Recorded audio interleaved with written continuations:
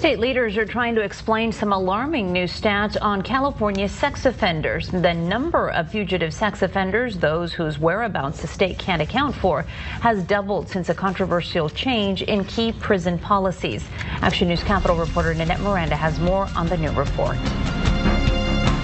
Sex offenders who've served their time are released on parole, and only those considered high risk are given a GPS tracker.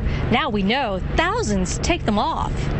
The jump in the number of high-risk sex offenders who are cutting off their GPS ankle trackers is actually bigger than previously thought, almost double since an October 2011 policy change called realignment that sends parolees to county jail instead of state prison for certain relatively minor violations. In the 15 months prior to the policy change, more than 3,100 warrants were issued for sex offender fugitives. In the following 15 months, nearly 5,000 warrants were issued, a 58% increase. Previously, 30% had cut off their monitors. The state only counted the number of parolees, no matter how many times they did it.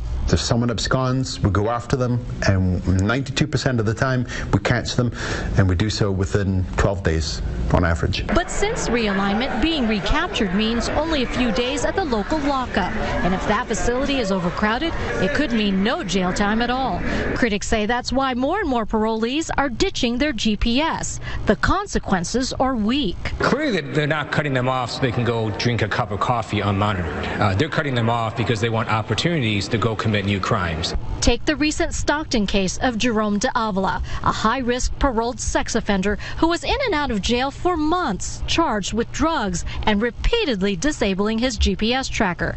He wasn't a fugitive for the GPS issue, but he was supposed to be in jail for a different parole violation. But due to overcrowding, he was released early. He received a 30-day sentence and he was released the next day.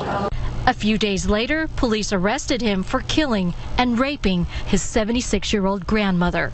Senator Liu has a proposal that puts parolees who cut off their electronic monitors back in state prison.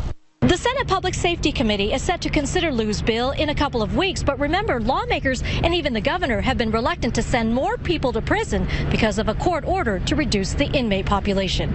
In Sacramento, Nanette Miranda, ABC 30 Action News.